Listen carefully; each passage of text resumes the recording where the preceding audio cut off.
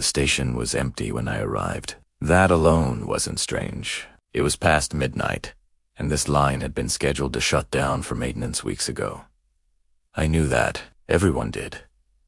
That's why I froze when I heard the announcement. The last train will arrive shortly. Please stand behind the yellow line. The speakers crackled like they hadn't been used in years. I checked my phone. No signal. I checked the schedule board. Every destination was blank.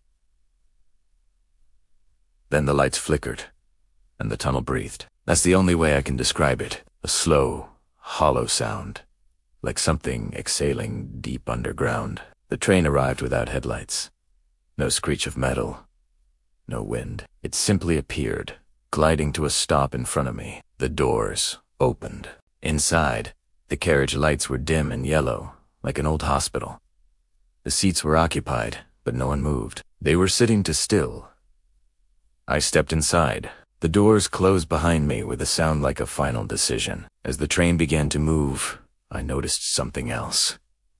There were no advertisements, no maps, no emergency signs, only mirrors. Every wall was lined with them. At first, I saw myself tired, confused, pale under the flickering lights. Then the reflections started to lag. When I raised my hand, my reflection followed a second too late. The people sitting around me still hadn't moved. I leaned closer to one of them. His eyes were open, but they were empty, like someone had taken everything out and left the body behind. The train slowed. A voice came over the speaker, softer now. Next stop, regret. The doors opened.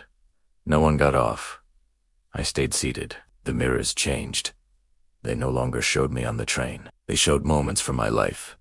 Things I had forgotten or pretended didn't matter. A message I never replied to.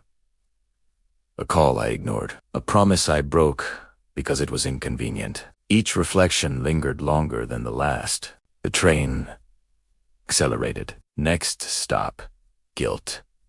This time, a woman stood up. She walked to the door without hesitation and stepped into the darkness beyond the platform. The doors closed. No one reacted. I finally spoke. Where is this train going? Every head turned toward me at once. The voice answered calmly. Final stop. Acceptance. The mirrors now showed nothing. No reflection. No past. Just empty seats where people should be. The train slowed. For the last time.